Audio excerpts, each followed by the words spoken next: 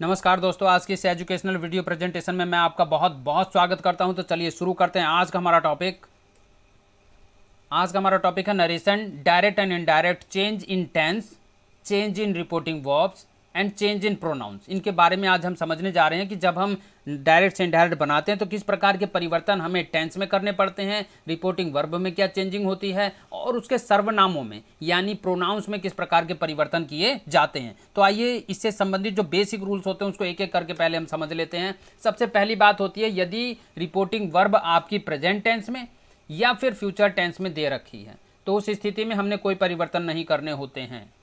मैं दोबारा आपको बता दूं, यदि रिपोर्टिंग वर्ब ही आपको प्रेजेंट या फ्यूचर टेंस में दे रखी है तो आपने किसी प्रकार का कोई बदलाव टेंस संबंधी नहीं करना होता है। जैसे इस वाक्य को आप ध्यान से देखिए, Hari says Mohan goes to school. Hari says Mohan goes to school. आप देखेंगे रिपोर्टिंग वर्ब किस में है, प्रेजेंट टेंस में है। रिपोर्टिंग वर्ब क्या है, से, और ये प्रेजेंट टेंस के अंदर लिखी हुई है। क्योंकि प्रेजेंट टेंस में लिखी हुई है इसलिए जब हमने इस वाक्य को डायरेक्ट से इनडायरेक्ट में कन्वर्ट किया तो हमने क्या लिखा, Hari says that Mohan goes to school. Mohan goes to school direct में भी प्रेजेंट इंडेफिनिट टेंस में लिखा था और इनडायरेक्ट में भी प्रेजेंट इंडेफिनिट टेंस में लिखा है। इसमें कोई परिवर्तन टेंस संबंधी नहीं किया गया है। तो नियम यही कहता है, यदि आपकी रिपोर्टिंग वर्ब प्रेजेंट टेंस में या फ्यूचर टेंस में दे रखी हो तो आपने किसी प्रकार का कोई भी बदलाव रिपोर्टिंग स्पीच के टेंस में नहीं करना होता है। दूसरे वाक्य को भी देख लें जो यही जानकारी स्पष्ट करता है, Mohan says Gopal will go there. तो आप देखिए फिर से वही प्रेजेंट टेंस में हमारी रिपोर्टिंग वर्ब लिखी हुई है और जब हमने इसे डायरेक्ट से इनडायरेक्ट में किया तो क्या परिवर्तन किए, Mohan says that Gopal will go there. तो सेम टू सेम लिख दिया ना, कोई परिवर्तन नहीं किया गया। तो यही बात है, स्क्रीन के ऊपर जो जानकारी दी गई है आपको, सबसे पहली जानकारी आज की इस वीडियो की वो यही है जो आपको ध्यान में रखनी है, रिव्यू एक बार दोबारा से कर लेनी है कि यदि आपकी रिपोर्टिंग वर्ब प्रेजेंट या फ्यूचर टेंस में दी गई है तो आपको रिपोर्टिंग स्पीच के टेंस में किसी प्रकार का कोई भी बदलाव नहीं करना होता है। सेम टू सेम जिस टेंस में डायरेक्ट स्पीच में लिखा है उसी टेंस में आपने उसे इनडायरेक्ट स्पीच में लिख देना होता है। तो आशा करता हूं ये जानकारी आपको समझ में आई होगी। अब हम आगे बढ़ते हैं। द टीचर विल से हरी इज एन ओल्ड मैन। अब यहां पर आप देखें फ्यूचर टेंस में लिखी गई बात है, फ्यूचर टेंस में लिखी गई हमारी रिपोर्टिंग वर्ब है, विल से का इस्तेमाल किया गया और यहां पर भी वही नियम अप्लाई होता है। Hari is an old man को हमने सीधे सीधे Hari is an old man indirect में भी लिख दिया है, the teacher will say that Hari is an old man. तो किसी प्रकार का बदलाव यहां पर भी नहीं किया गया है। और चौथे वाक्य को आप ध्यान से देखें, यह भी फ्यूचर टेंस का एक उदाहरण है, गोविंद विल से। क्योंकि देखिए यहां पर भी रिपोर्टिंग वर्ब हमारी विल से, तीसरे वाक्य में भी विल से, चौथे वाक्य में भी विल से। इससे पता चलता है कि यहाँ पर जो हमारी रिपोर्टिंग वर्ब है वो फ्यूचर टेंस में दे रखी है। और यहाँ पर जब हमने डायरेक्ट स्पीच का रिपोर्टिंग वर्ब देखा तो यहाँ लिखा है Mohan will not help Hari, Mohan will not help Hari. और जब हमने इसे डायरेक्ट से इनडायरेक्ट में कन्वर्ट कर दिया तो हमने क्या लिखा है, मोहन विल नॉट हेल्प हरी। तो आप देखेंगे यहाँ पर भी किसी भी प्रकार का कोई भी परिवर्तन हमने नहीं किया है। तो समझने वाली बात यहाँ तक वही है जो हमने आपको बार बार बता दी आज कि भाई प्रेजेंट और फ्यूचर टेंस में रिपोर्टिंग वर्ब होने पर किसी भी प्रकार का परिवर्तन टेंस संबंधी हमें नहीं करना होता है रिपोर्टिंग स्पीच के अंदर। हम आगे बढ़ते हैं। यदि रिपोर्टिंग वर्ब पास्ट टेंस में है, अब यहां पर हमें बदलाव करने पड़ते हैं। यदि रिपोर्टिंग वर्ब आपकी पास्ट टेंस में है तो सैड को हमें सैड और सैड टू को हमें टोल्ड में परिवर्तित कर देना होता है। ये बात मैं आपको फिर से बता दूं, यदि रिपोर्टिंग वर्ब आपकी पास्ट टेंस में दे रखी है तो हमें सैड को यानी जो रिपोर्टिंग वर्ब लिखी हुई है उसे सैड में और सैड टू को हमें टोल्ड में बदल देना होता है। इसे भी हम एग्जाम्पल के माध्यम से समझते हैं। आप देखिए, Rama sad Mohan is reading a paper. Rama sad Mohan is reading a paper. अब देखिए सैड लिखा है ना, रिपोर्टिंग वर्ब हमारी सैड लिखी है और हमने बता दिया सैड को किस में बदल देना है, सैड में। तो रामा सैड, फिर वही बाकी के जो परिवर्तन होंगे अब होने लगेंगे। अब होने लगेंगे का क्या मतलब है, जो चीज़ें बेसिक हमने कई बार आपको बता रखी है वो सभी परिवर्तन अब यहाँ पर होने लगेंगे क्योंकि हमारी रिपोर्टिंग वर्ब पास्ट टेंस में आ गई है। सभी नियम अप्लाई होंगे। कौन कौन से नियम अप्लाई होंगे, टेंस संबंधी बदलाव के नियम अप्लाई होंगे।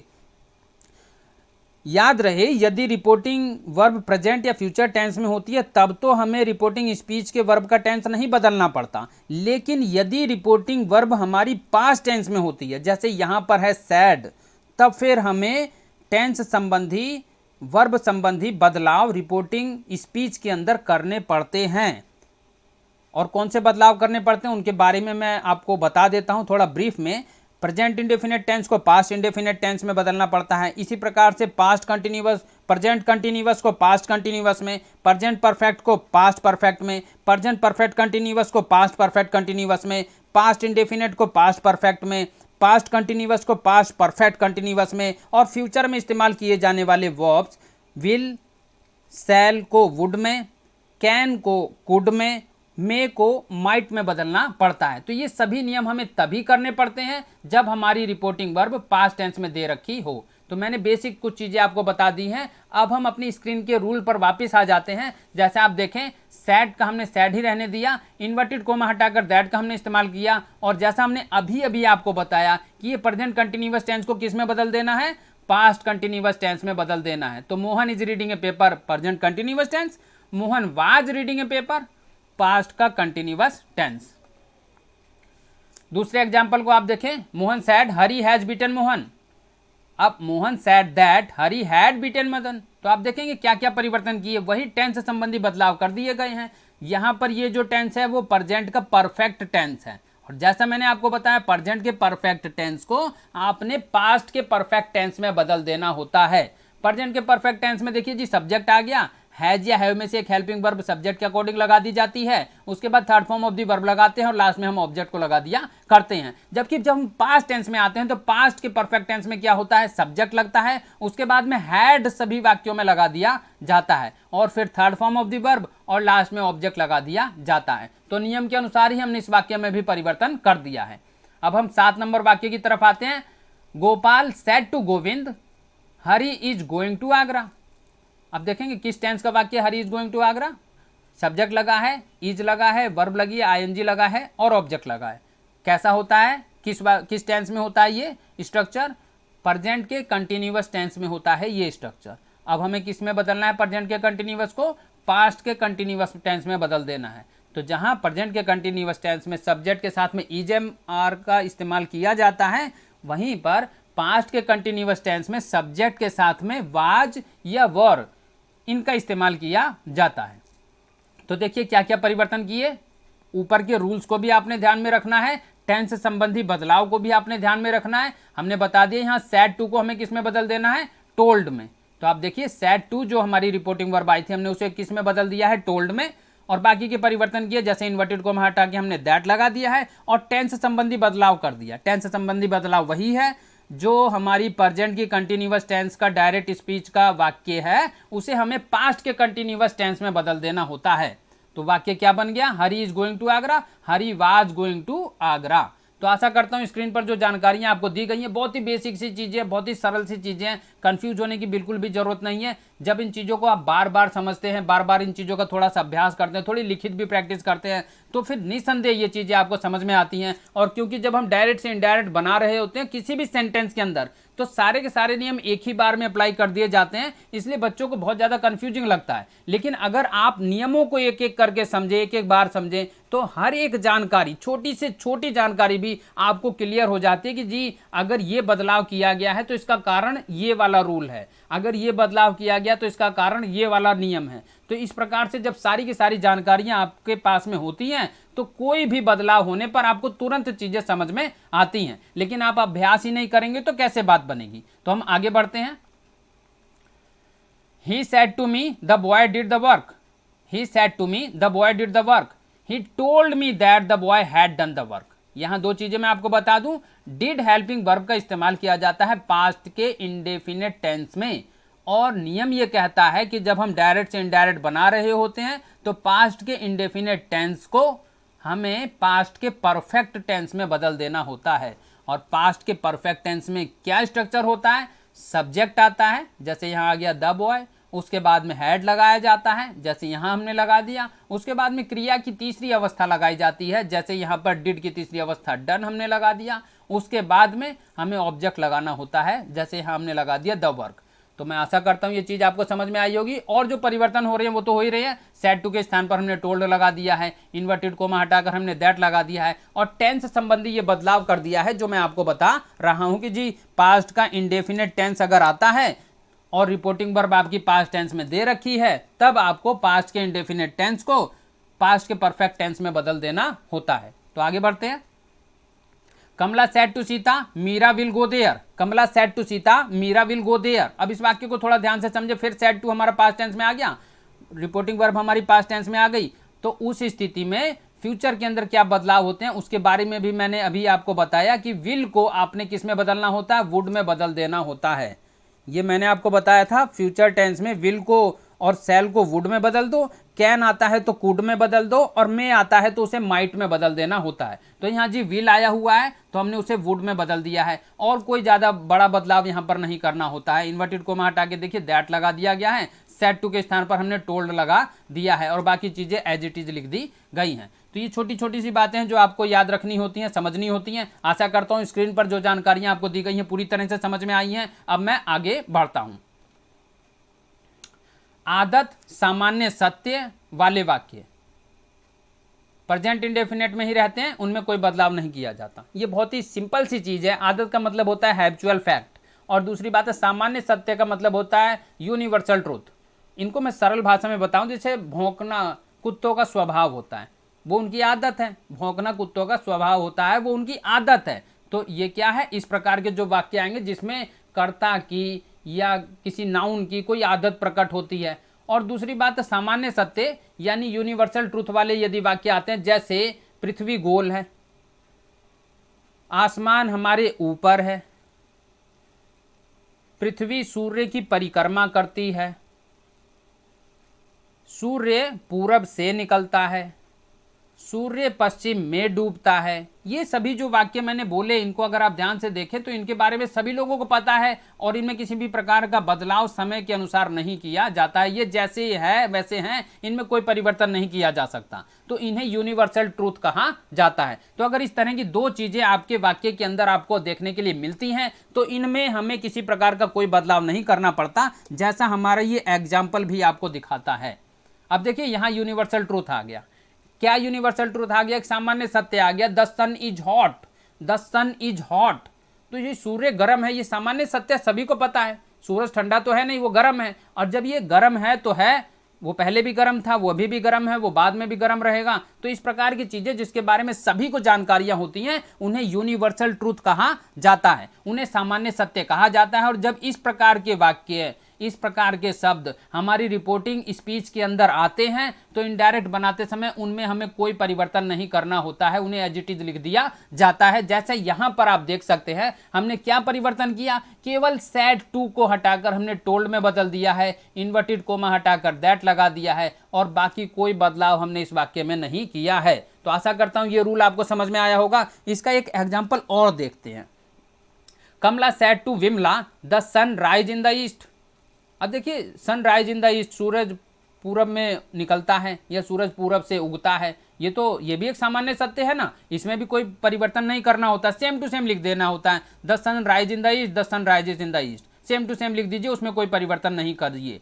और बाकी की जो चीज़ें जैसे सेड टू को हमने टोल्ड में बदल देना है, इन्वर्टेड कोमा हटा के दैट लगा देना है, वो तो हमें जरूर करना पड़ता है। ये चीज़ भी एक बारीक नियम है, इसको थोड़ा आप ध्यान में रखिए, क्योंकि हमने आपको कई बार बताया है कि अगर सेड टू आएगा, रिपोर्टिंग वर्ब हमारी पास्ट टेंस में आएगी, तो आपने रिपोर्टिंग स्पीच में परिवर्तन टेंस के नियमों के अनुसार करना होता है। लेकिन ये जो चीज़ें हम आपको स्क्रीन पर बता रहे हैं, दरअसल में ये एक अपवाद होते हैं कि यदि ये चीज़ें आती हैं तो रिपोर्टिंग वर्ब पास्ट टेंस में होने पर भी, रिपोर्टिंग वर्ब पास्ट टेंस में होने पर भी रिपोर्टिंग स्पीच में हमें कोई परिवर्तन नहीं करना होता है, उन्हें सेम टू सेम लिख दिया जाता है। Hari said to Mohan dogs bark at strangers.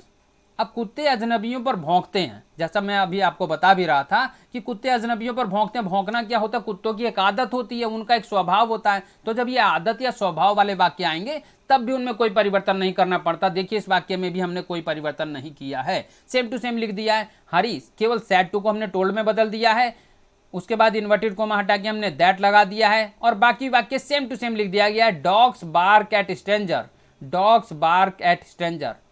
तो Hari said to Mohan dogs bark at stranger, Hari told Mohan that dogs bark at stranger. कोई परिवर्तन नहीं किया गया, सेम टू सेम जैसा डायरेक्ट में लिखा है वैसा इनडायरेक्ट में लिख दिया गया है। तो जो स्क्रीन के ऊपर मैंने आपको जानकारी दी है कि भाई यदि आदत या सामान्य सत्य वाले वाक्य आते हैं तो जिस टेंस में वो लिखे हुए हैं, जिस रूप में वो लिखे गए हैं, उन्हें इनडायरेक्ट बनाते समय भी as it is same to same लिख देना होता है, उनमें कोई परिवर्तन हमें नहीं करना होता है। बेशक हमारी रिपोर्टिंग वर्ब पास्ट टेंस में ही क्यों ना हो, हमें उसमें कोई भी परिवर्तन नहीं करना होता है। तो आशा करता हूं ये जानकारी आपको पूरी तरह से समझ में आई होगी। अब हम आगे बढ़ते हैं।